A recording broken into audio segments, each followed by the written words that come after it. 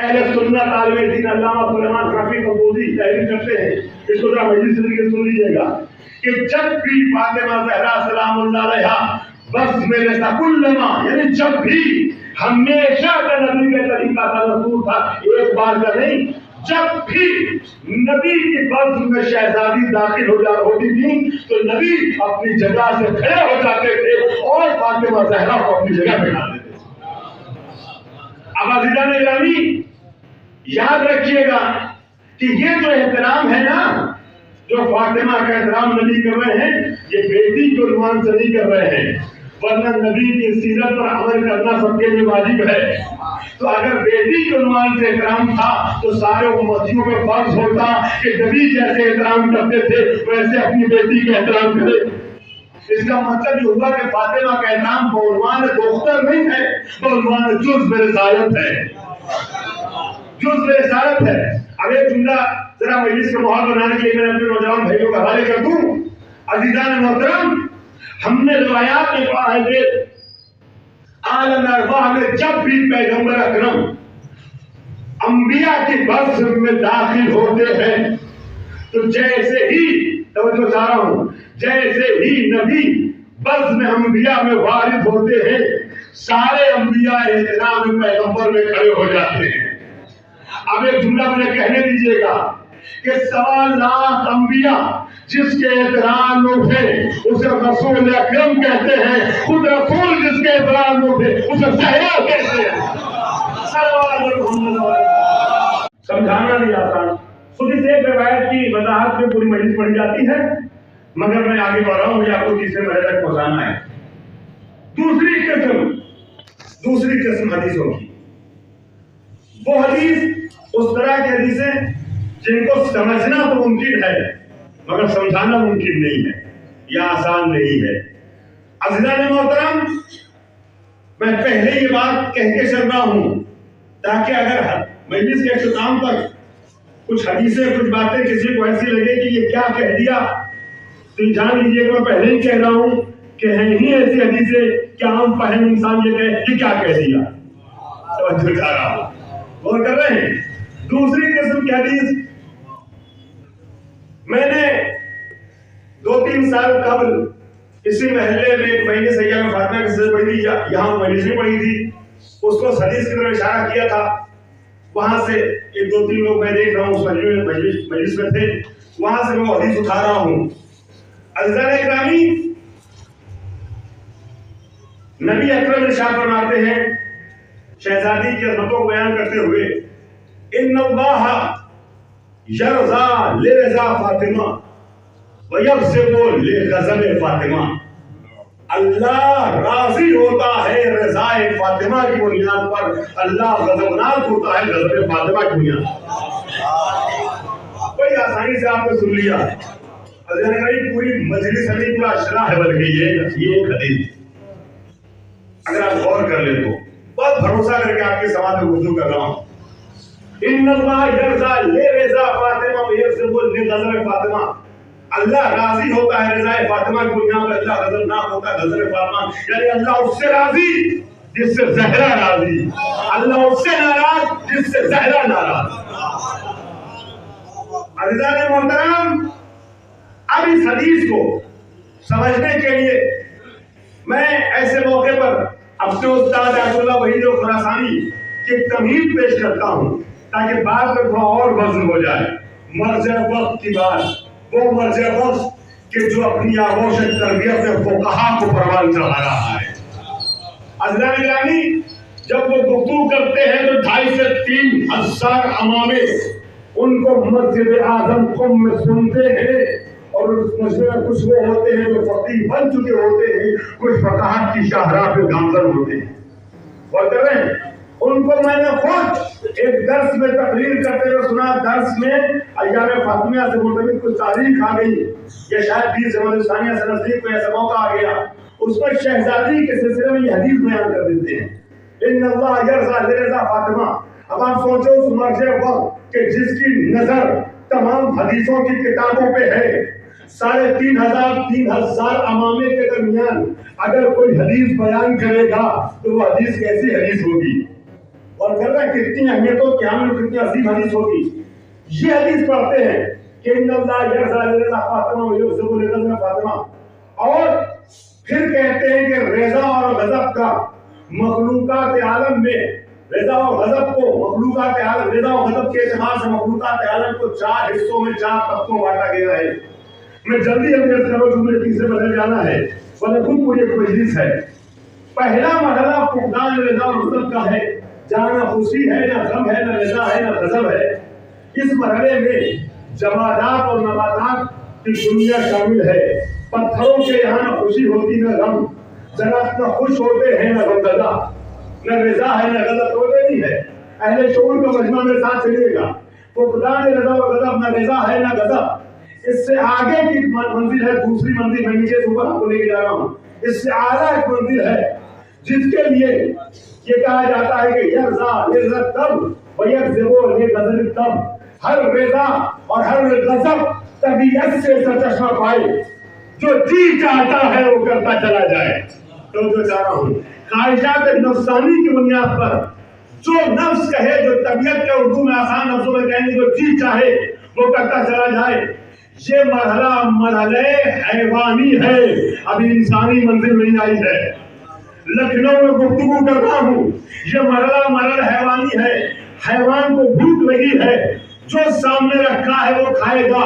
اسے اپنی غذا کو دہن کے ذریعے شکم تک پہنچانے سے پہلے کچھ سوچنا نہیں ہے کہ حرام ہے، حلال ہے، نجس ہے، ناپاک ہے، اپنے کا ہے، پرائے کا ہے، مسجد کا ہے، ایمانداری کا ہے، وقت کا ہے، جائیداد کا ہے. اسے کچھ نہیں دیکھنا، جو ملے گا وہ کھاتا چلا جائے گا. ابھی یہ مرحلہ حیوانی ہے. توجہ چاہ رہا ہوں، یہ حیوانی مرحلہ بھی انسانی مرحلہ نہیں ہے. انسان کو ایک لقمہ بھی اٹھا کے دہن کے ذریعے شکم تک پہنچانے سے پہلے یہ سارے پروسیس اپنے ذہن میں طے کرنے پڑتے ہیں. پاک ہے کہ نہیں ہے، حلال ہے کہ نہیں ہے، کسی یتیم کا تو نہیں ہے، کسی غیر کا تو نہیں ہے، ہمارا حق ہے نہیں. اگر 1 روپے کا سکہ بھی روڈ پہ پڑا ہوا ہے تو اٹھا نہیں سکتے ہیں. کر رہا ہوں کسی ہوٹل پہ ایک ٹکڑا بھی اگر روٹی کا پڑا ہوا، ایک دانہ بھی چاول اور چنے کا گر گیا ہے تو اٹھا کے کھا نہیں سکتے. میں کچھ عرض کر رہا ہوں عزیزان گرامی، کسی بھی چیز پہ قبضہ کرنے سے پہلے ان سارے مراحل پہ غور کرنا پڑے گا، چاہے جاہل ہو یا عالم. میری بات پہنچی نہیں پہنچی؟ عزیزان گرامی، کوئی بھی کرے عزیزوں، ایک لقمہ بھی پہنچانے سے پہلے اپنے شکم تک کے سارے پروسیس طے کرنے پڑیں گے. اور اگر اس کا خیال نہیں کیا تو انسان ابھی انسان کہے جانے کے قابل نہیں ہے. ابھی وہ حیوان کی منزل میں ہے، حیوان کی منزل میں ہے.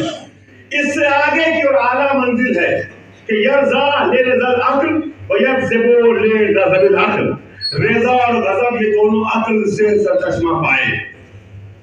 اب اگر راضی ہو کسی بات پہ تو راضی ہونے سے پہلے دیکھے کہ عقل کیا کہتی ہے. کسی بات پہ ناراض ہو تو ناراض ہونے سے پہلے، غمزدہ ہونے سے پہلے دیکھے کہ عقل کیا کہتی ہے.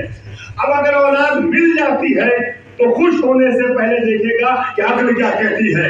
اولاد چھن جاتی ہے تو خوش ہونے سے پہلے دیکھے گا کہ عقل کیا کہتی ہے. عزیزان گرامی، یہ مرحلہ انسانی ہے کہ ہر رضا اور ہر غضب عقل سے سرچشمہ پائے.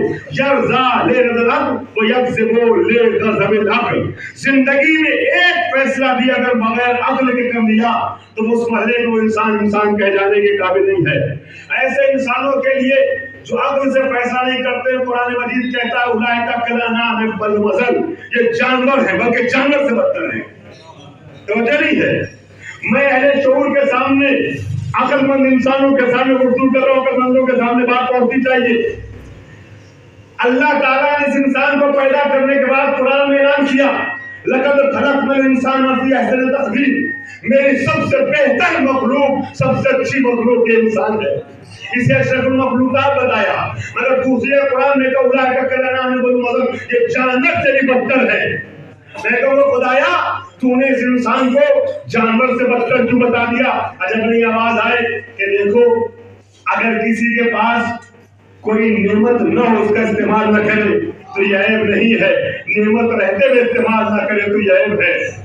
ہم نے انسان کو عقل، ہم نے حیوان کو عقل نہیں دی ہے اور بے عقلی کا کام کرے تو یہ عیب نہیں ہے۔ انسان کو عقل دے کے بھیجا ہے پھر بھی بد عقلی کرے تو یہ انسان جانوروں سے بدتر ہے۔ اب یہی عقل ہے جو انسان کو انسان بناتی ہے۔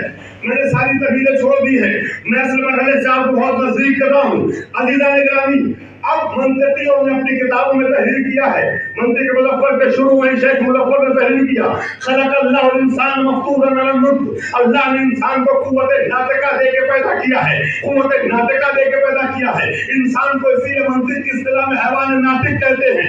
حیوان ناطق یعنی بولنے والا حیوان نہیں بلکہ سمجھنے والا حیوان۔ میں گزر کر رہا ہوں، عقل رکھنے والا، شعور رکھنے والا، ورنہ بولتے تو آپ بھی بولتا وہ بھی ہے، آپ اس کی نہیں سمجھتے وہ آپ کی نہیں سمجھتا۔ پورے مسئلے کے گفتگو کر رہا ہوں۔ عزیزان گرامی، وہ کون سی چیز ہے جو انسان کو انسان بناتی ہے، حیوان سے، حیوانیت کی سرحد سے نکالتی ہے، حدود مملکت انسانی والد کرتی ہے؟ یہ عقل ہے، ورنہ آپ اور انسان میں، حیوان میں کیا فرق ہے؟ بھائی کھاتے آپ بھی، کھاتا وہ بھی ہے، چلتے آپ بھی، چلتا وہ بھی، اٹھتے آپ بھی، اٹھتا وہ بھی، بیٹھتے آپ ہے، بیٹھتا وہ بھی، سوتے آپ ہے، سوتا وہ بھی ہے، جاگتے آپ ہے، جاگتے وہ بھی ہے، باتیں آپ بھی کرتے، باتیں وہ بھی کرتا ہے، نسلیں آپ بھی بڑھاتے، نسلیں وہ بھی بڑھاتا ہے، تولید نسل وہ بھی کرتا ہے۔ وہ کون سی چیز ہے جو انسان کو انسان بناتی ہے؟ یہی عقل ہے جو انسان کو انسان بنائے، ورنہ یہ انسان جانوروں سے بدتر ہے۔ میرا مجمع میرے ساتھ آنے لگا، ماشاءاللہ مومنین کی تعداد ٹھیک ٹھاک ہو گئی ہے، تو میں جملے حوالے کر دوں، ایک ایک جملے میں پوری تاریخ سمیٹ رہا ہوں، اشارہ میں کروں گا، تاریخ تک پہنچنا آپ کا کام ہے، باشعور بننے کے حوالے گفتگو کر رہا ہوں۔ یہی عقل ہے جو انسان کو انسان بناتی ہے، ورنہ یہ انسان جانوروں سے بدتر ہے۔ توجہ چاہ رہا ہوں عزیزان گرامی، یہی انسان اگر عقل کا استعمال نہیں کرتا ہے تو اپنے بھائی کو قتل تو کر دیتا ہے، مگر اپنے عیب پہ پردہ ڈالنے کا سلیقہ نہیں جانتا، اور معمولی سے پرندے کرنے کی رہنمائی کو محتاج ہوتا ہے۔ اگر عقل کا استعمال کرتا ہے تو قتل ہو جانے کے بعد بھی تاریخ کا پہلا شہید انسانیت کہلاتا ہے۔ اگر عقل کا استعمال نہیں کرتا تو انا ربکم الاعلی کا دعویٰ تو کرتا ہے، مگر ایک معمولی سے جانور مچھروں کے آگے اتنا بے بس نظر آتا ہے کہ اپنے ہی غلاموں کی چوٹیاں سر میں برسائے جانے کا حکم دینے پہ مجبور ہوتا ہے۔ عقل کا استعمال کرتا ہے تو نارے نمرودی کو گلزار بنانے کا ہنر جانتا ہے۔ عقل کا استعمال نہیں کرتا ہے، عقل کا استعمال نہیں کرتا ہے تو خدائی کا دعویٰ تو کرتا ہے، مگر اپنے ہی ملک میں بہنے والی دریائے نیل کی موجوں میں غرق ہو جاتا ہے۔ عقل کا استعمال کرتا ہے تو پانی پہ قدم رکھ کے راستہ بنانے کا طریقہ جانتا ہے۔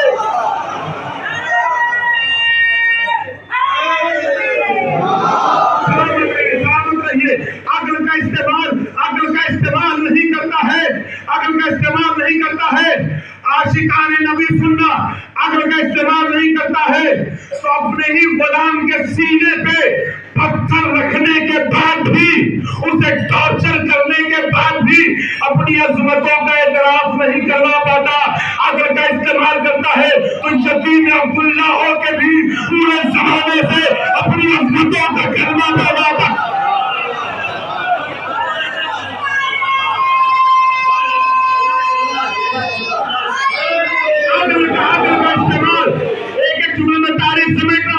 عقل کا استعمال نہیں کرتا ہے تو تخت حکومت پہ بیٹھتا تو ہے مگر 70 مرتبہ لولا کا نعرہ لگاتا ہے۔ عقل کا استعمال کرتا ہے تو گوریاں نشین ہو کے بھی لوگ کو سپر ہوتا جب تک تو یقینا کہتا ہے۔ عقل کا استعمال نہیں کرتا ہے تو اپنے حریف کے لشکر کو خرید تو لیتا ہے مگر سادے کاغذ پہ دستخط کر کے اس طریقے سے شرطوں کو لکھنے کے لیے بھیجنے پہ مجبور ہوتا ہے کہ وہی کاغذ جب پلٹ کے آتا ہے تو پورے اس کے خاندان کے لیے اور اس کی آبرو کے لیے کفن بن جاتا ہے۔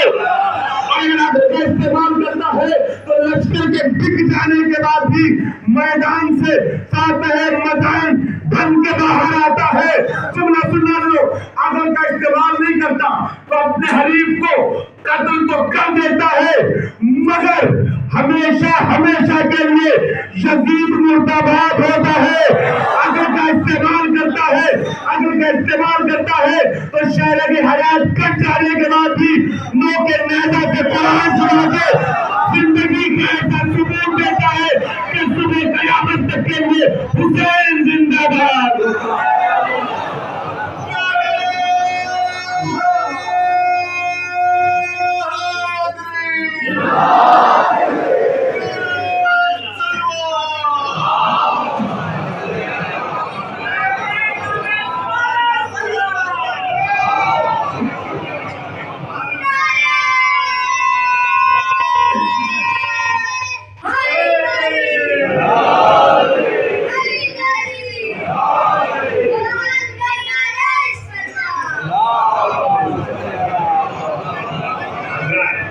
میزبانوں کی جانب سے خواہش کی جا رہی ہے تھوڑا سا اور آپ سمٹ کے بیٹھ جائیں، بہت باہر جو لوگ ہیں ان کو جگہ مل جائے اندر آنے کے لیے۔ جو عقل کا استعمال نہیں کرتا وہ اپنے حریف، البتہ لفظ مناسب نہیں ملا تو لفظ حریف استعمال کیا، ورنہ یہ لفظ حریف بھی مناسب لفظ نہیں ہے، نہ لفظ حریف نہ لطیف کچھ بھی مناسب نہیں ہے، جو ہم دیکھتے ہیں دونوں کو الگ الگ۔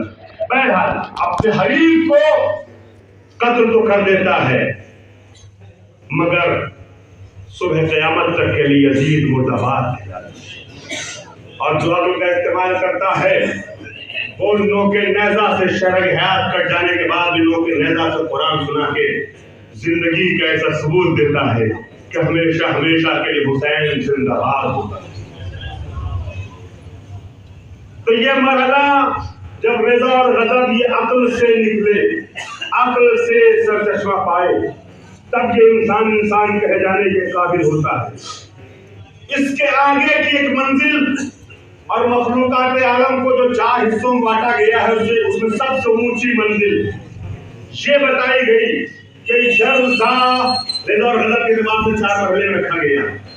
یرزا لے رزر، یرزا آگے سنیں، یرزا لے رزر رب و یغضب لے غضب الرب، یرزا لے رزر رب و یغضب لے غضب الرب۔ کہ ہر رضا اور ہر غضب، رضا اور غضب معبود سے سرچشمہ پائے، رضا اور غضب معبود سے اس کی رضا اور غضب نکل گیا ہے۔ راضی ہو تو راضی ہونے سے پہلے یہ دیکھے کہ مرضی معبود کیا ہے، اگر ناراض ہو تو ناراض ہونے یا غمزدہ ہونے سے پہلے یہ دیکھے کہ مرضی رب کیا ہے۔ اب اپنی خوشی خوشی نہیں ہوتی، اب اپنا غم غم نہیں ہوتا۔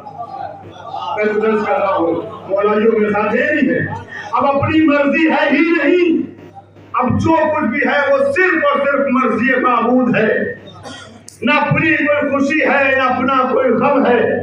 جب انسان اس مرحلے پہ فائز ہو جاتا ہے رضا اور غضب کے اعتبار سے کہ وہ اپنی کوئی مرضی نہیں رہتی، جو کچھ ہے رضا اور غضب معبود ہے، تب یہ منظر دیکھنے کو ملتا ہے کہ جنگ کا میدان ہے، دشمن کے سینے پہ پاؤں ہے، اس کے گلے پہ ہاتھ ہے اور خنجر ہے، دشمن بے حرمتی کرتا ہے، لوہے دہن دیکھتا ہے، سینے سے اتر جاتے ہیں۔ پوچھا علی کیوں اتر گئے عمر کے سینے سے؟ تو آواز دیا میں مرضی معبود کے لیے جنگ کر رہا تھا، لیکن جب اس نے لوہے دہن پھینکا تو میرا غضب شامل ہو گیا۔ میں نہیں چاہتا تھا کہ مرضی معبود کی راہ میں میری اپنی مرضی شامل ہو جائے۔ اب اپنی رضا ہے ہی نہیں، اپنا غم ہے ہی نہیں، اپنا غضب ہے ہی نہیں، ہر رضا اور ہر غضب رضا اور غضب معبود سے نکل کے آئے۔ عزیزان محترم، ایک جملہ جرأت کے ساتھ کہہ رہا ہوں، اہل علم و بزرگ تشریف فرما ہے، مگر عزیزان گرامی دلیلوں کے ساتھ عرض کر رہا ہوں، یہ مرحلہ استاد کہتے ہیں آیت اللہ وحید و خراسانی بیان ہے، یہ مرحلہ مخصوص ہے عصمت خاتمیت پیغمبر اکرم سے۔ اس مرحلے پہ ہر نبی اور ہر ولی بھی ہمارے نبی کے برابر نہیں، ہم پر نہیں۔ عزیزان محترم، انبیاء کے یہاں بھی اپنی مرضی دیکھنے کو ملی ہے، کچھ عرض کر رہا ہوں، اگر اپنی خواہش نہ ہوتی، اپنی مرضی شامل نہ ہوتی تو جناب آدم کو وہاں سے یہاں بھیجا کیوں جاتا؟ میں 3 مثالیں تاریخ نبوت سے دے رہا ہوں. انبیاء کے بارے میں باتیں کرنا بہت محتاط راہوں کا طلبگار ہوتا ہے. کاش کہ اس طریقے سے کہہ لے جاؤں کہ مفہوم بھی ادا ہو جائے اور وہ شان نبوت اسی معیار پہ رہتے ہوئے گفتگو ہو جائے. عزیزان محترم، ہم نے دیکھا ہے انبیاء کے یہاں بھی ہمارے نبی جیسی شان نہیں ملی. عزیزان محترم، انبیاء کے یہاں بھی ہم نے اپنی مرضی دیکھی ہے، اپنی تاریخ دیکھی ہے.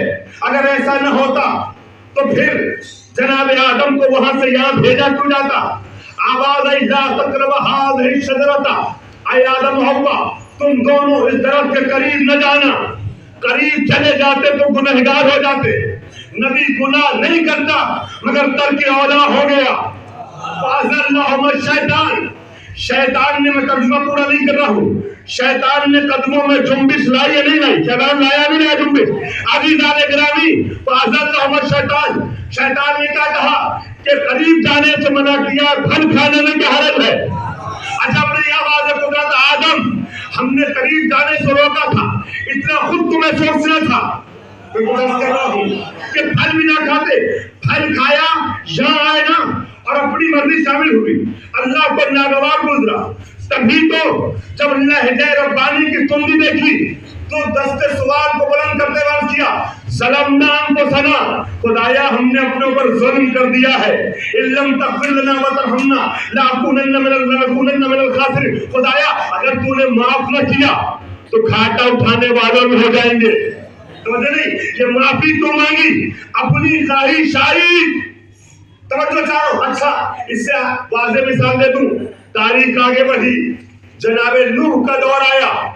جناب نوح، اب یہاں پہ اس منزل میں لے آئے ہوں، پورا مجمع میرے ساتھ آئے گا. جناب نوح کا دور آیا. جناب نوح علیہ السلام کے زمانے میں تاریخ انسانیت کا عظیم ترین جو طوفان آیا، اس طوفان میں پوری دنیا غرق ہونے لگی. صرف 80 افراد باقی رہے جو کشتی نوح میں سوار ہو گئے تھے. ڈوبنے والوں میں ان کا بیٹا بھی تھا. بیٹا جناب نوح کو چھوڑ کے پہاڑ کی بلندی پہ گیا. جملے سننا ذرا 3 4 5 منٹ فضائل کے طریقے سے میرے ساتھ چلنا. معرفت کی وادی میں آپ کو لے کے چل تو رہا ہوں مگر ذرا فضائل کے انداز میں 4 5 منٹ سنیے گفتگو. جناب نوح نے بیٹے سے آواز دی، سورہ ہود آواز دی، یا بنی ارکب معنا ولا تکن مع الکافرین. ونادى نوح ابنه، نوح نے اپنے بیٹے کو ندا دی، اے میرے بیٹے ہمارے ساتھ کشتی میں سوار ہو جا. ولا تکن مع الکافرین، کافروں کے ساتھ نہ جا. تم کو درس کر رہا ہوں بولائیو، غدیریوں کا مجموعہ ہے، جملوں کی نزاکتوں کو سمجھیے گا. تھوڑی دیر پرانی فضا میں حیدری اور غدیری بن کے چلیے گا. لا تکن مع الکافرین، نوح علیہ السلام کو چھوڑ کے ان کا خونی رشتہ دار، کچھ کہہ رہا ہوں، نسبی رشتہ دار بیٹا پہاڑ کی بلندی پہ گیا، پہاڑ نے ہلاکت سے بچایا. نہیں بچا سکا نا. جناب نوح کے جملے کا جو لا تکن مع القوم مع الکافرین، اے میرے بیٹے کافروں کے ساتھ نہ جا. ہم منافق کہتے ہیں، لوگوں کو برا لگتا ہے. قرآن کہتا ہے جو نبی کو چھوڑ کے پہاڑ پہ جائے وہ کافر ہوتا ہے.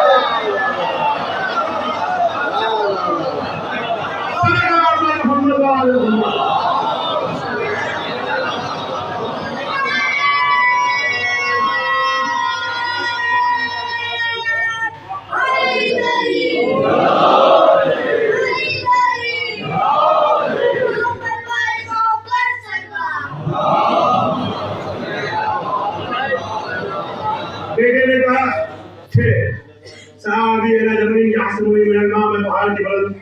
پناہ میں آ گیا ہوں، مجھے ہلاکت سے بچا لے گا. آواز نبی آئی، لا عاصم اليوم من امر ربی، آج اللہ کے عذاب سے بچانے والا کوئی نہیں ہے. الا من رحم ربی، بس کوئی بچ سکتا ہے جس پر اللہ کی رحمت آ جائے. مگر نہیں آیا. تو اب بیٹے کی طرف سے جب مایوس ہوئے تو باب رحمت ربانی پہ دستک دی. جو ڈھونڈنے نکلا ہو ذہن رکھیے گا، باب رحمت ربانی پہ دستک دی اور آواز دی. نادى نوح ربه، اپنے رب کو پکارا اور کیا کہا؟ ان ابنی من اہلی، میرا بیٹا میرے اہل میں سے ہے. ان وعدک الحق، تیرا وعدہ سچا ہے، بچا لے.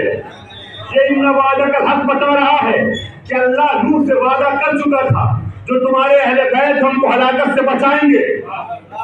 اسی وعدے کو یاد دلایا. ان وعدہ کا حق، تیرا وعدہ حق ہے، میرے بیٹے کو ہلاکت سے بچا لے، میرا بیٹا میرے اہل میں سے ہے.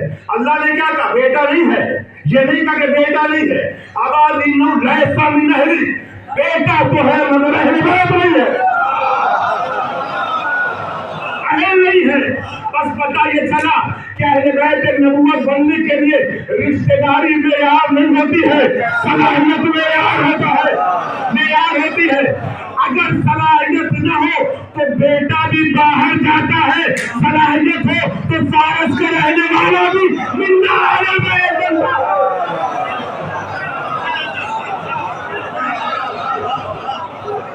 سلام علیکم. فارس کا رہنے والا بھی منا اہل بیت بنتا ہے. ماشاءاللہ بہت خوبصورت آپ سن رہے ہیں.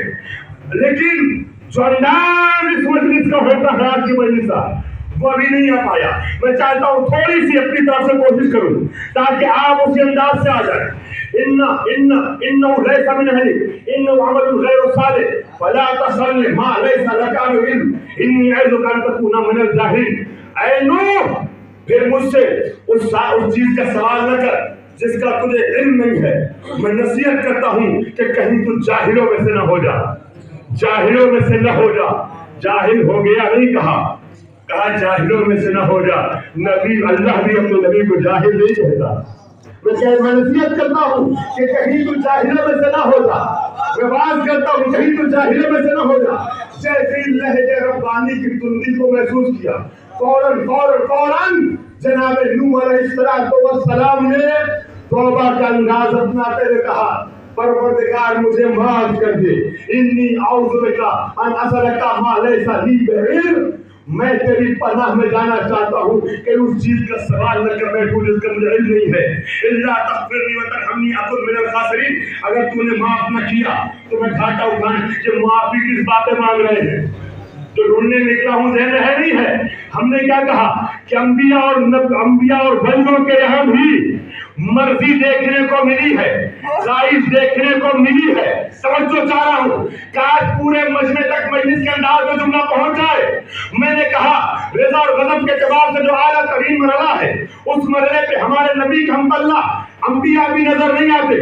ابھی تو اپنی خوشی خوشی نہیں، اپنا غم نہیں، اپنی کوئی خواہش نہیں. اور میں نے آپ سے عرض کیا قرآن سے دلیل دے رہا ہوں کہ انبیاء کے یہاں بھی اپنی مرضی دیکھنے کو ملی ہے. بھائی عام انسانوں سے اگر یہ اپنی مرضی نہ ہوتی تو پھر نوح کو جناب باری تعالیٰ کی طرف سے نصیحت کیوں ہوتی اور وہ معافی کیوں مانگتے؟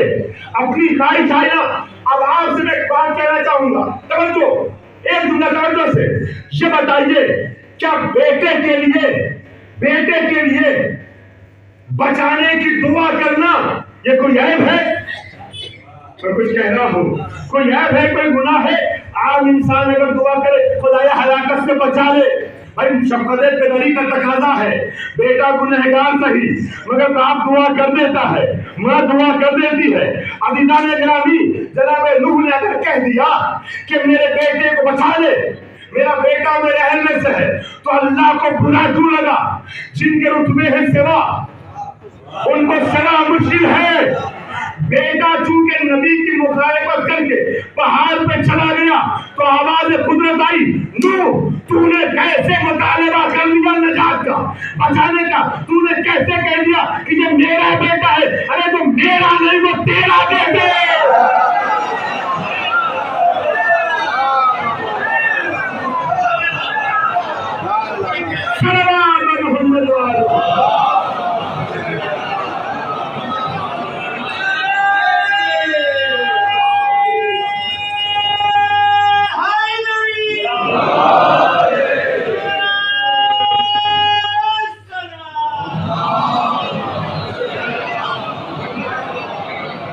مجھے معاف کیجیے گا، میں دیکھ رہا ہوں کہ عام طور پہ جیسے لوگ بیٹھتے اس لحاظ سے مجمع مزید آنے کے لیے جگہ بالکل نہیں بچی ہے، لیکن پھر بھی خواہش کی جا رہی ہے بزرگوں کی جانب سے، لہٰذا اگر تھوڑا سا ممکن ہو تو اور سمجھ جانا، سدا بدل قریب آ جائیں، تھوڑا سا اور آگے نہیں بیٹا آگے آئیے، تھوڑا سا اور آگے آئیں، تھوڑا سا قریب بیٹھ جائیں، ٹھنڈ کا زمانہ ہے، ایک بار سدا بدل کو ہم والے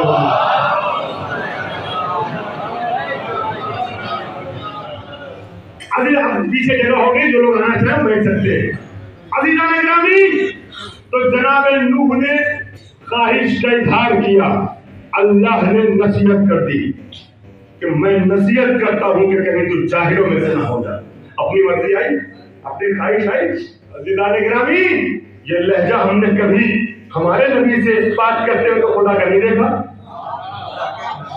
ہم نے وہاں تو دوسرا لہجہ دیکھا ہے جس کی اپنی کوئی مرضی نہیں، جو مرضی ہے خدا کی مرضی۔ جب اس سے بات ہوتی ہے تو لہجے ایسے نہیں ہوتے میں نصیحت کرتا ہوں، میں ڈانٹتا ہوں، میں سمجھاتا ہوں، میں بات کرتا ہوں، نہیں، وہاں تو لہجہ یہ ہوتا ہے، کبھی کہا جاتا ہے تاہا ما انزلنا علیک القرآن لتشقی،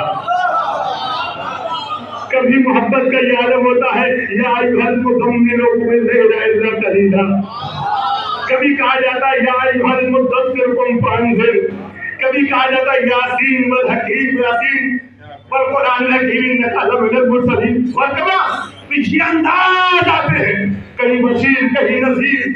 عزیزان محترم، تیسری مثال دے دوں، ذرا سا معرفت کی وادی میں آپ کو لے کے چلنا چاہ رہا ہوں، 5 منٹ میرے ساتھ معرفت کی فضا میں چلیے گا، دل چاہے تو زبان میں تسبیح سبحان اللہ آ جائے، لیکن ایک گہری وادی میں، چونکہ میں نے آغاز شب قدر سے کیا تھا، معرفت کی وادی میں لے چلنے سے میں نے گفتگو کا آغاز کیا تھا، 5 منٹ آپ کو اس فضا میں لے کے چلنا چاہتا ہوں۔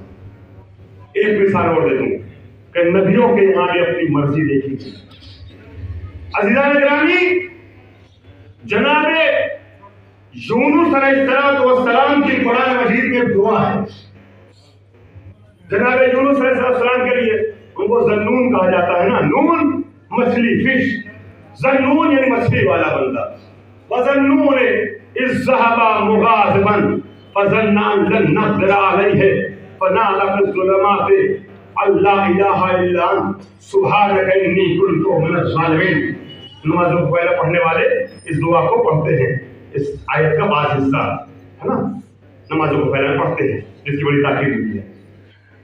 جناب یونس علیہ السلام 10 سال سے لے کر کے 50 سال یعنی 1 عشرے سے لے کے 5 عشرے تک کی روایت ہے، 50 سال تک اپنی قوم والوں کو تبلیغ کی، توحید کا عقیدہ سمجھایا، مگر کوئی بھی اسلام نہیں لایا۔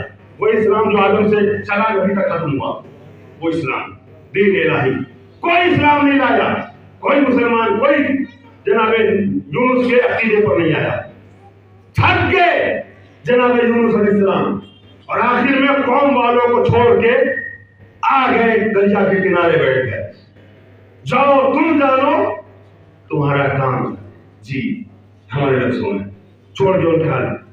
عزیزان گرامی، جناب یونس اپنی قوم کو چھوڑ کے آئے، دریا کے کنارے بیٹھے، مشیت کو یہ بات ناگوار گزر گئی، اور سمندر سے لہریں اٹھی، لہروں کے ساتھ ویل مچھلی، فش، بڑی والی مچھلی وہ آئی اور اس نے جناب یونس کو نگل لیا۔ اور عزیزان گرامی، جناب یونس علیہ السلام بدن ماہی میں چلے گئے، اور عزیزوں اب جناب یونس کو بدن ماہی میں جانے کے بعد، معاف کیجیے گا نبی کے لیے غلطی کا استعمال غلطی ہے، مگر بات کو سمجھانے کے لیے عرض کروں اس کی طرف سے، جناب یونس کو اپنی غلطی کا احساس ہوا، اپنی کمی کا احساس ہوا، اور بدن ماہی میں توبہ کیا، وَظَنُّونِ إِذْ ذَهَبَ مُغَاضِبًا، اور میرا مچھلی والا بندہ جب غیظ و غضب کی عالم میں چلا، فَظَنَّ أَن لَّن نَّقْدِرَ عَلَيْهِ، اپنی امت سے ناراض ہوا، اور اس نے گمان کر لیا لمحے بھر کے لیے کہ میری قدرت سے باہر نکل گیا، تو ہم نے حکم دیا، مچھلی نے اس کو نکل لیا، فَنَادَىٰ فِي الظُّلُمَاتِ، اب تہری تہری ظلمتوں اور اندھیروں کے پردے میں رہتے ہوئے مجھے پکارا اور آواز دی لا الہ الا انت، خدایا تیرے علاوہ کوئی عبادت کے لائق نہیں، کوئی معبود نہیں، سبحانک انی کنت من الظالمین، تو بے عیب ہے، تو پاک و پاکیزہ ہے، میں ہی ظالموں میں سے تھا، میں ہی ظالموں میں ہو گیا۔ میں نے اس دن مجلس میں کیا تھا، آج بھی کہہ رہا ہوں کہ ظلم کا ترجمہ میں نہیں کر رہا ہوں تمہیں، میں ہی ظالموں میں سے ہو گیا۔ عزیزان گرامی، جناب یونس کی غلطی کیا تھی؟ کیوں بدن ماہی میں ڈالا اللہ نے؟ جناب یونس نے 50 سال 10 سے لے کے 50 تک کی روایت ہے، 50 سال تک تبلیغ کی، کوئی ایک حق پہ نہیں آیا۔ تو کیا کوئی عیب ہے؟ کوئی بری بات ہے؟ ایک مولانا صاحب مولوی صاحب کسی گاؤں میں جائیں اور 2-4-6 مہینے تبلیغ کریں، گاؤں گاؤں گھر گھر جا کے، اور پورے گاؤں میں ایک آدمی مولوی صاحب کے پیچھے نماز پڑھنے نہ آئے تو آخر میں تھک آئے تو 4-6 مہینے 50 دن کے بعد چلے نہیں چلائیں گے کہ جو تم جانو اللہ جانے، تم جانو تو کیا آپ غلط کہیں گے؟ 50 دن محنت کی بندے نے ایک بھی نہیں سدھرا تو آخر چھوڑ کے چلے؟ یا 50 دن نہیں 50 سال محنت کی؟ تو کیا جناب یونس نے کوئی گناہ کر دیا، کوئی غلطی کر دی؟ مگر پھر وہی جملہ آئے گا، جن کے رتبے ہیں سوا ان کو سوا مشکل ہے، اللہ نے بطن ماہی میں ڈال دیا۔ یونس، توجہ چاہ رہا ہوں، یونس تم اپنی مرضی سے امت کو چھوڑ کے کیوں آئے؟ میں نے بھیجا تھا تبلیغ کے لیے، کیا میں نے کہا تھا؟ جب میں نے نہیں کہا تو تم نے امت کو لاوارث چھوڑا کیوں؟ مجلس کا جملہ کہہ دوں، اللہ کو یہ پسند نہیں ہے کہ ایک دن کے لیے بھی امت بغیر حجت کے رہے۔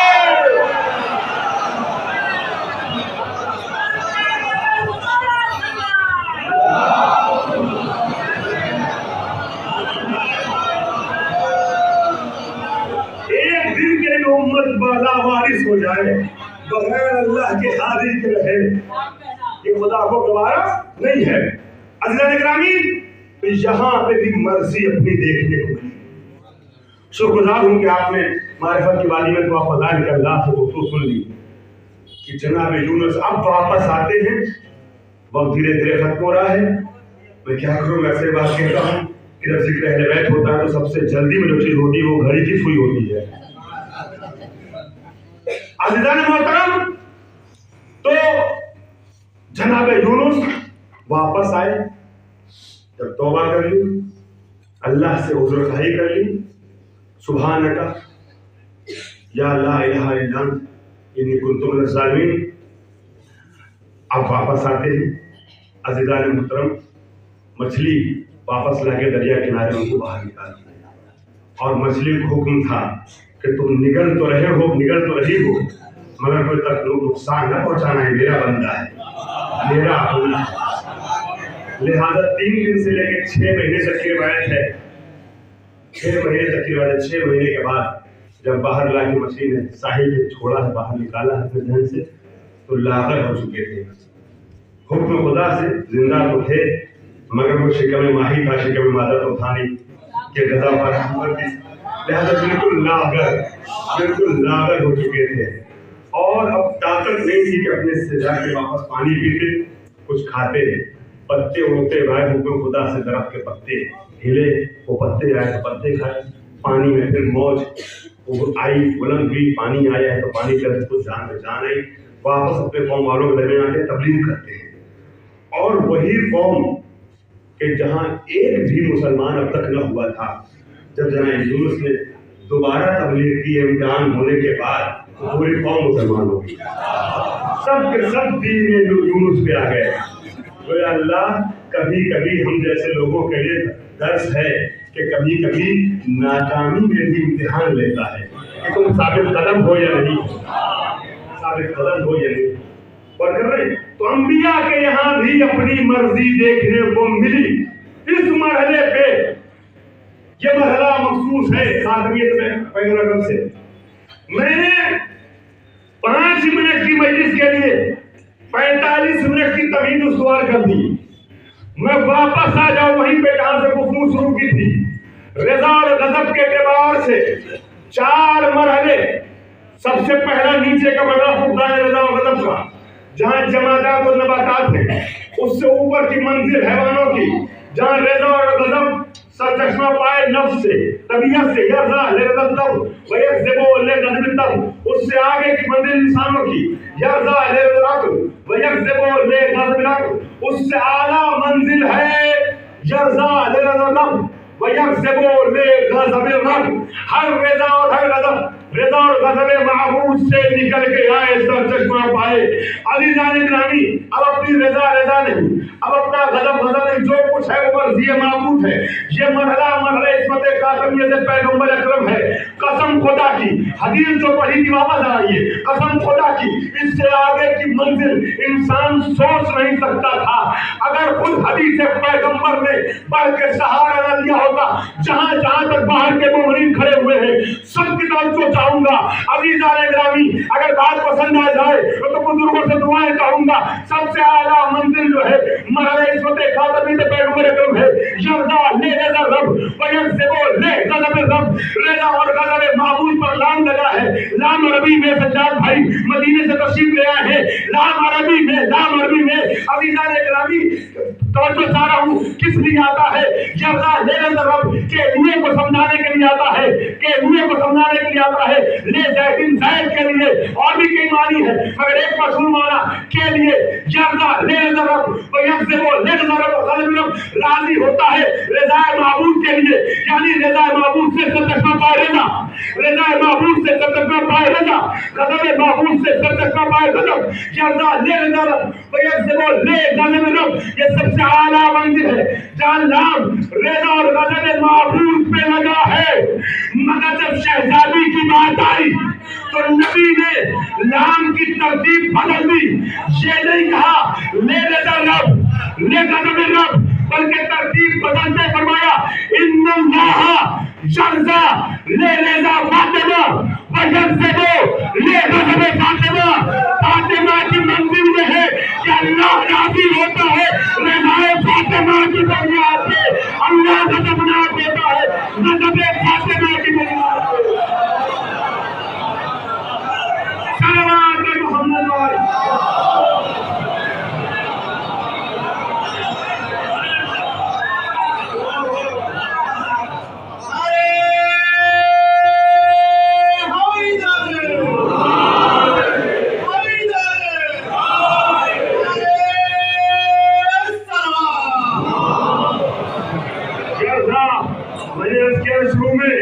बहुत आसान नहीं है उन हदीसों को समझना जो ज़हरा के लिए आई है। अल्लाह राजी होता है रज़ा फातिमा पर, अल्लाह गज़बनाक होता है गज़ब फातिमा पर। अब अज़ीज़ान इकरामी, मैं लहजा खिताबत का हो सकता है बात मोहब्बत से पैगाम देना चाहता हूँ। हमने देखा है बहुत से लोगों के लिए, दुनिया वालों को ये कहते हुए रज़ी अल्लाह रज़ी अल्लाह रज़ी अल्लाह, खुदाया इनसे राजी हो जा, खुदाया इनसे राजी हो जा। हालात के तकाजे के तहत पूरी बात नहीं कह रहा हूँ, मगर आपको पूरी बात समझना है। खुदा इनसे राजी हो जा, खुदा इनसे राजी हो जा। मैं कहूँगा आप जिसको चाहिए रज़ी अल्लाह कहिए, आपको इख्तियार है, कोई मना करने का हक नहीं रहता। मगर पता कैसे चले दुनिया वालों को कि अल्लाह किससे राजी है और किससे नाराज है? तो आइए कारनाए नबी में चले। या रसूल अल्लाह, इसी दुनिया में कोई कसौटी हो तो बता दीजिए, कोई मेयार हो तो बता दीजिए। नबी ने मेयार बता दिया। वही दुनिया वालों से कहना चाहता हूँ, तुम जिसको चाहो रज़ी अल्लाह कहो, मगर पहले ये देखो कि बिन्ते मुस्तफा राजी है।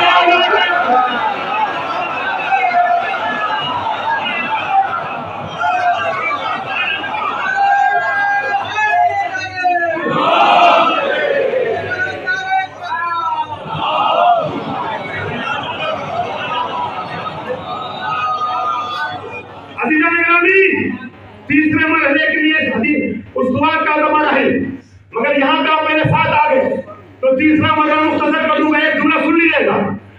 فاطمہ راضی تو خدا راضی، فاطمہ ناراض تو خدا ناراض۔ میں پھر کہوں گا، میں صرف توجہ دلانا چاہتا ہوں، اگر کوئی سن رہا ہے تو ہمارے بھائیوں کی کتابوں میں ہمیں ایک روایت ملی، ایک جملہ ملا کہ نبی اکرم کی وفات کے بعد یا رحلت کے بعد یا شہادت کے بعد جب زہرا کا حق چھینا جا چکا، جب علی کے حق پہ قبضہ ہو چکا، تو اس کے بعد یہ لوگ 3 دن تک، میرے نام بھائی میرے ساتھ آگے ہو تو جملہ سننا، 3 دن تک لگاتار آئے جناب فاطمہ کے پاس باتیں کرنے کے لیے، زہرا کو سلام کیا، نبی کی بیٹی نے ان کے سلام کا جواب نہیں دیا۔ میں کچھ کہہ رہا ہوں تو آج تک کے بندے کی توجہ چاہوں گا، نبی کی بیٹی نے جواب نہیں دیا۔ اب میں دنیا سے پوچھوں گا، یہ بتائیے جواب سلام کا مسئلہ کیا ہے؟ میں کچھ کہہ رہا ہوں، دنیا کے ہر فرقے نے اپنی کتاب میں لکھا کہ کسی بھی مسلمان کے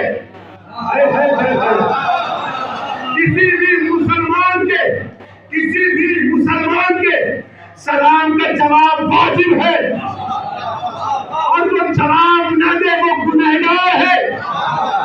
کہ یہ کوئی صورت ہے؟ اے دنیا والوں، اگر جرأت ہو تو یا تو یہ کہو کہ بنت مصطفیٰ مسئلہ نہیں جانتی تھی، اگر نہیں کہہ سکتے تو ماننا پڑے گا کہ جن کے زہرا نے سلام کا جواب ہو گیا ان کو رہبر ماننا تو دو، بنت مصطفیٰ مسلمان۔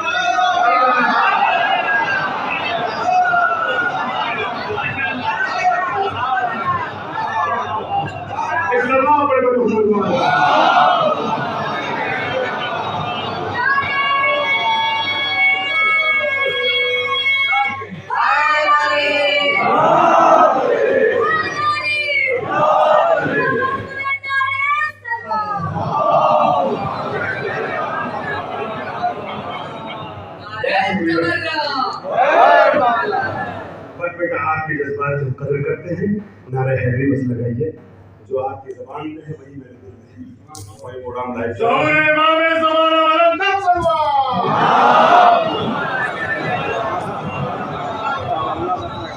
یہ تو ہے کہ اب ایک بات یاد آ گئی، آپ کے نعرے کو بس کر دوں کہ اللہ کی توحید کا عقیدہ 99% کیا عقیدے میں کہتے ہیں علماء کہ عقیدے میں 33% والا پاس نہیں ہوتا ہے، 50% والا پاس نہیں ہوتا، عقیدے میں 100% والا پاس ہوتا ہے۔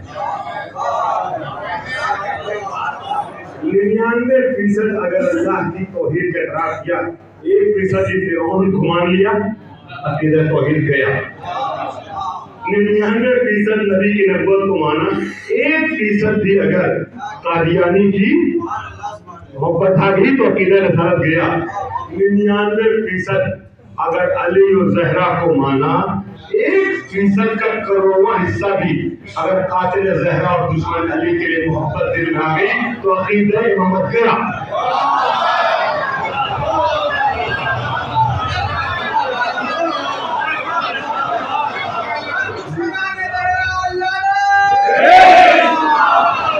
مگر وہ کہتے ہیں یہ غنیمت ہے، مگر وہ کہتے ہیں نا ہر نقطے جاری وقت کیا ہر سخن جاری وہ ہر نقطے مقامی دار، لہذا نعرہ حیدری پہ اتفاق کافی ہے۔ ایک اور سلام علی محمد والا۔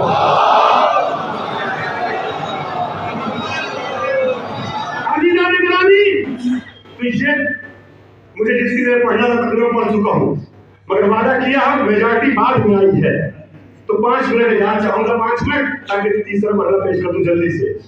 3 طریقے کے حدیث زہرا کے لیے میں نے عرض کیا کہ یہ مجلس ایام فاطمیہ کی اندھیرے والی، شب کی تاریکی والی، آخری مجلس شہادت والی، میں لگاتار 9 برسوں سے پڑھا رہا ہوں، اور 2 برسوں میں ایک چاند کی گڑبڑی کی وجہ سے اور ایک خانے میں رہنے کی وجہ سے آپ کے درمیان حاضر نہیں ہو سکا۔ آج 2 سال کے بعد یہ مجلس پڑھ رہا ہوں، مجھے 5 سال میں اور اجازت دیجیے گا۔ اس طرح اپنے محمد والے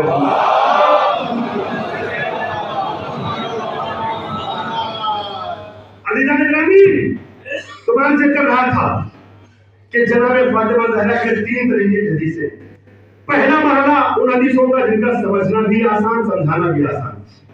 لفظ کو بتا دوں جو آپ قبول کرنا چاہے قبول کر لیں. سمجھنا بھی ممکن سمجھانا بھی ممکن. دوسری قسم حدیثوں کی وہ جن کا سمجھنا آسان سمجھانا آسان نہیں. سمجھنا ممکن سمجھانا ممکن نہیں. تیسری قسم کی حدیث جس کا سمجھنا بھی مشکل سمجھانا بھی مشکل.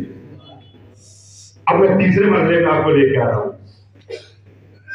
معرفت کی وادی میں 5 منزلوں عاشق زہرا اور خان مادہ زہرا بن کے سننا.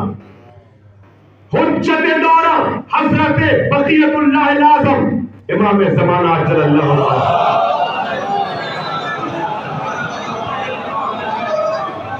کی حدیث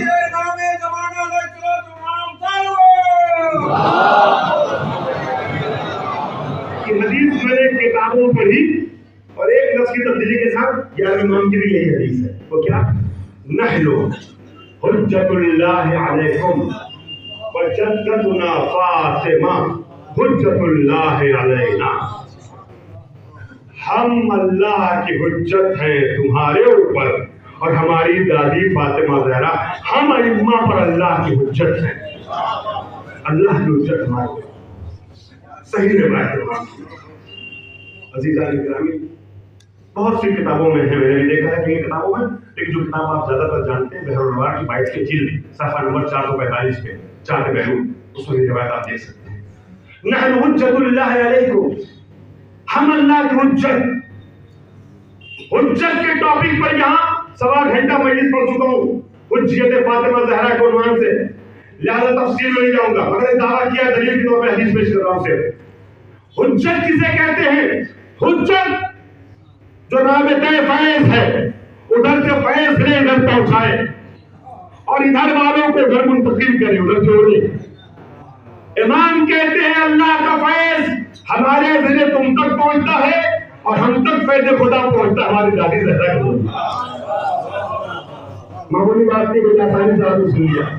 حجت منبع علم ہوتا ہے, تم جہل مطلق ہو جہل محض ہو, علم صرف وہ ہے, علم محض وہ ہے, علم خالص وہ ہے. اس علم کو لے کے یہاں پہنچانے والے وسیلے کو حجت خدا کہتے ہیں.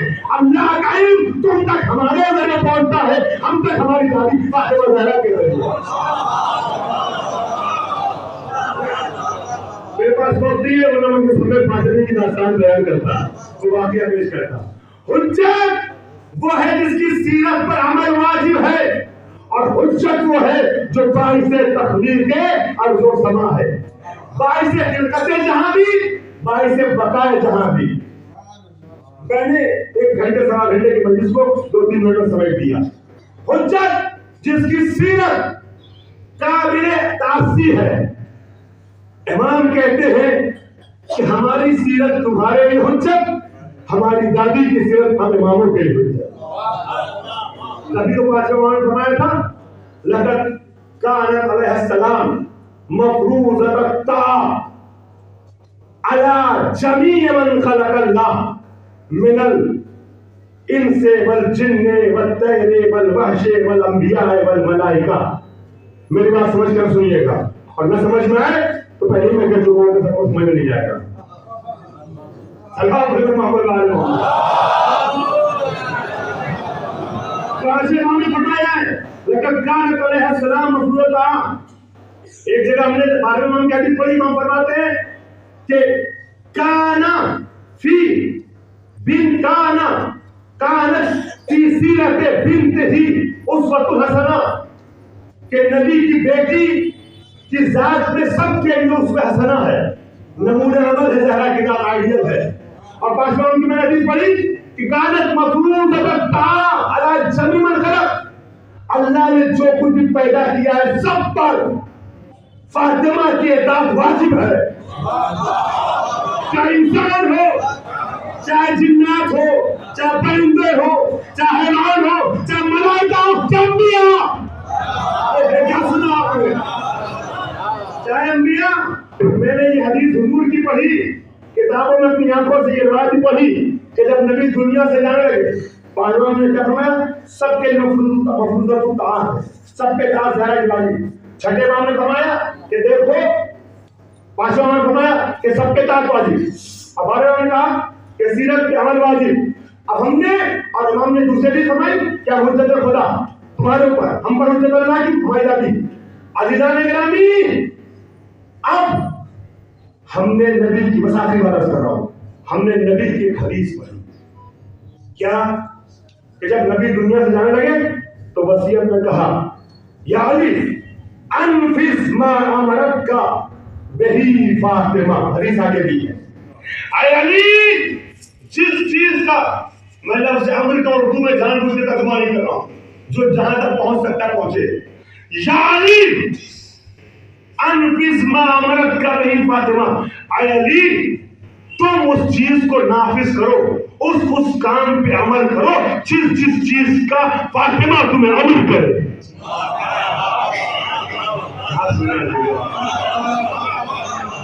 मैं वाज़ेह नहीं कर सकता हूं क्योंकि मेरा मौजूद नहीं है। हुज्जत खुदा हम फातिमा जैसे कहती जाए वैसे करते जाना, इसलिए कि अमर तुहा बेअशिया अमरा बेही अमरा बेही जिब्राइल, मैंने फातिमा को वो बातें बताई है कि जिन बातों का हुक्म अल्लाह के वसी अल्लाह के हुक्म से, जिन बातों का हुक्म जिब्रील ने मुझे दिया है जैसे जैसे तेरा। और मैंने क्या किया आखिरी जुमला कि 22 से तख्लीक के दो जहां है, कौन हुज्जत, हुज्जत के दो मफहूम इस तरीके से, एक वो कि जो खिलकत जहां का सबब हो, एक वो जो बकाए जहां का सबब हो। हम तुम्हारी खिलकत का सबब और हम तुम्हारी बका का सबब। अब आइए ज़हरा पे, मैं कैसे कहूं, ज़हरा हम अइम्मा के लिए हुज्जत है। अब एक हदीस मैंने कहा कि कुछ हदीसें वो हैं जो हम मिंबर से आम तौर पर पढ़ नहीं पाते, आप में से बाद में सुनी होगी, वो हदीस यहाँ ले आऊं। आखिरी जुमला फज़ाइल का, हुज्जत हम हुज्जत खुदा की तुम पर, हम पर हमारी दादी हुज्जत फातिमा ज़हरा हुज्जत, और हुज्जत 22 से बका भी, 22 से खिलकत भी।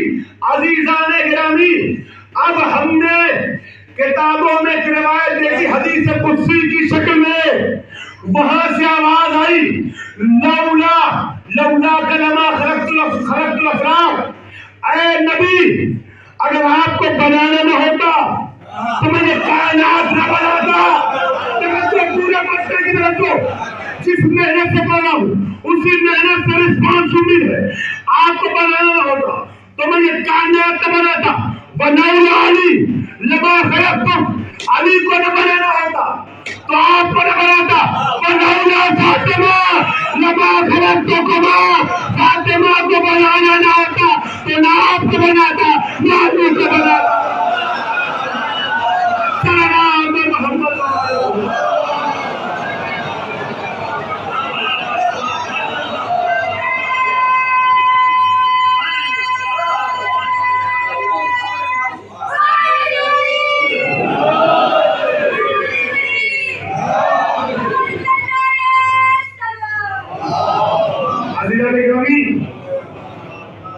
अक्सरियत तो मजमे की वो है जो बाद में आई, उनके सामने मैंने 40-45 मिनट गुफ्तगू की, लेकिन एक तादाद वो भी है जो शुरू से मौजूद थी, उनका मैंने कुछ ज़्यादा वक्त लिया।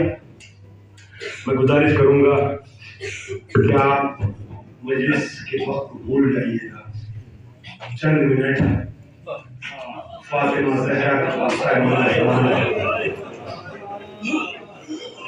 और मुझे मालूम है जिस तरीके से आप आज की मजलिस में गिरिया करते हैं, अगर हो सके तो जरा सा और मसाइल पे गिरिया करने के लिए पीछे वालों को धोखा दे दीजिए, थोड़ा सा और समझ जाइए, ताकि कोई अगर अंदर आना चाहे तो आ जरा सा और करीब हो जाइए। माँ आलम मजलिस में नजर कर देगा। मैं जैसा कि हर साल कहता हूँ, इस साल भी आपसे कहूँगा, क्योंकि मुझे पता है कि आज आप बहुत गिरिया करते हैं। लिहाजा मेरे अजीजों, मेरे भाइयों, अगर आपके गिरिए के दौरान मेरी आवाज गिरिया कब जाए तो आप अपने रोने के सिलसिले को रोकना नहीं मेरे अजीजों।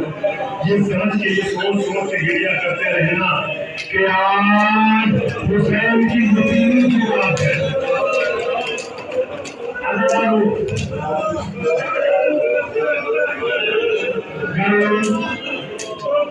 آپ کہیں اندھیرا ہو گیا ہے، تاریکی ہو گئی ہے، کیا آپ کو مصائب کی کوئی رات یاد آئی؟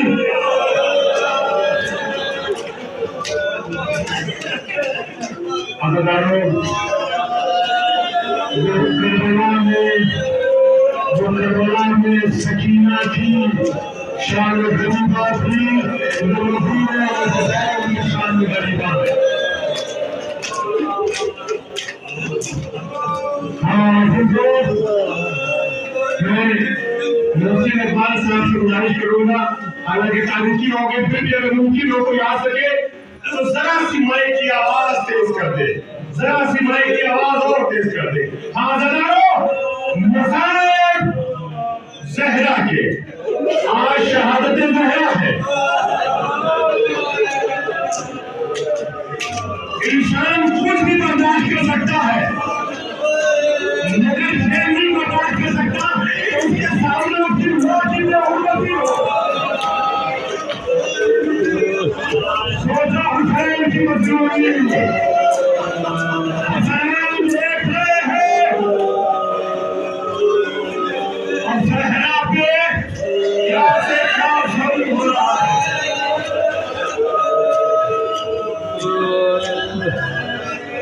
یہ جو آپ نے روایت سنی ہے نا، علماء سے سنتے رہتے میں ٹھہر رہتے ہیں کہ آج کی میں نے مسائل پڑھ رہا ہوں۔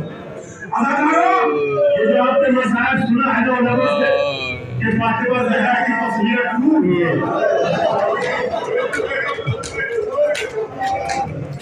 میرے بھائیوں، میرے عزیزوں، یہ ایسا درد ہے جس کو اگر انسان محسوس کر لے تو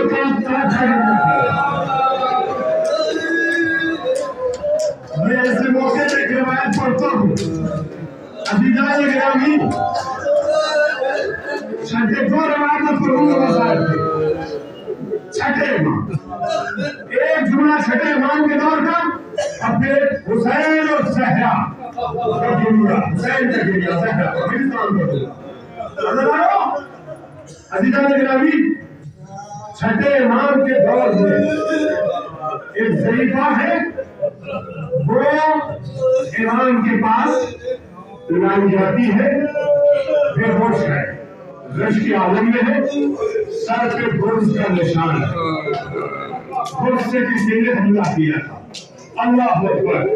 جب سوچو کہ اللہ کو دماغ کو سوچ کے ہوگے مجاہدین اہل بیت رضی اللہ عنہ نے مختلف کتابوں کے حوالے سے روایت تحریر کی ہے کہ وہ موزمہ جب گھر سے باہر ہوا تو چھٹے امام نے پوچھا، اے بی بی تو کون ہے اور تجھے سر پہ یہ بھرز کس نے اور کیوں مارا؟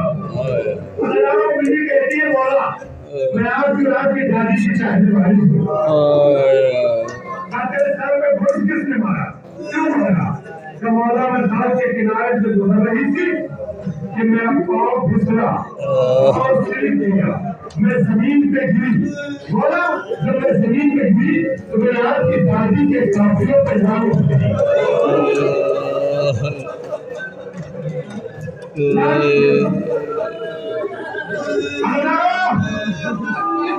امام نے کہا بچہ کہ جب تو گری تو میری دادی کے قافلوں پہ لعنت کیوں پڑی؟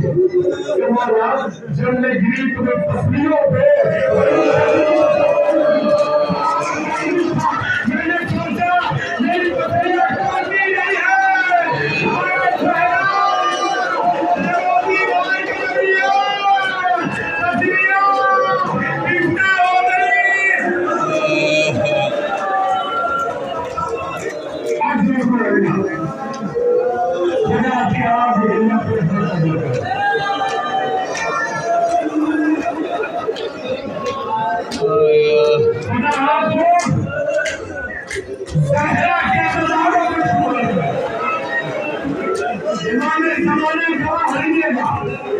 سب کے سنجھاتے میں پورا مجمع مسجد سے لے کے گلی تک آپ کی دادی کا قلعہ کر رہا ہے۔ بولے محشر میں ہمیں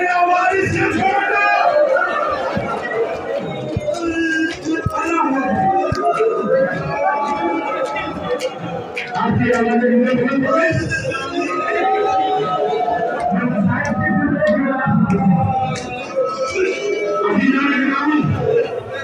کہیں سے جسے پڑھ رہا ہوں 7 کی نیکی محنت پڑی ہے ایک ہفتے میں، اور ایک ہفتے روزانہ 20-25 منٹ صرف فاطمہ کے مسائل۔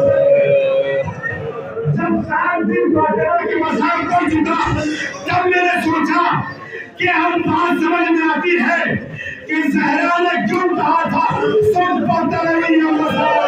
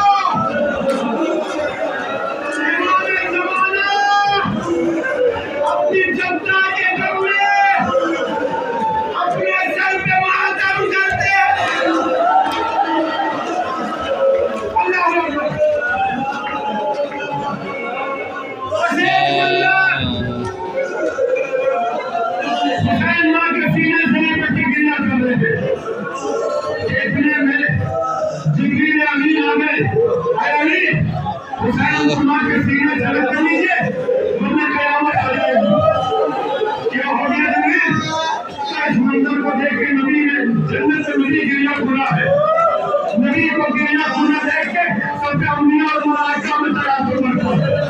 علی آگے بڑھے، حسین کا شانہ ہلایا، ارے میرے مولا کسی سے مت بھولا، تمہارا من سامان کر دو، رونے کے لیے میرے دل حسین کی مجبوری زینب کی یتیمی سوچنا گیا کرنا، 6 سال کی عمر میں زینب یتیم ہو گئی۔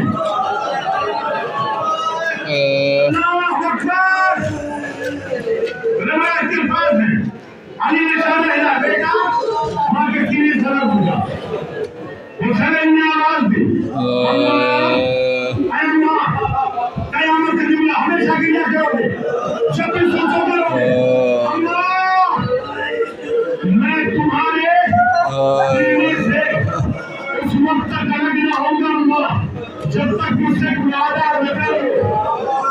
آواز سید آئی، بول میرے لال کیا بیٹا ہے، اللہ موجود نام گھران ہے، اللہ مجھ سے وعدہ کرو جس طریقے سے تم نے اپنے وقت آخر میرے سینے سے لگایا ہے، اے اللہ جب کربلا میں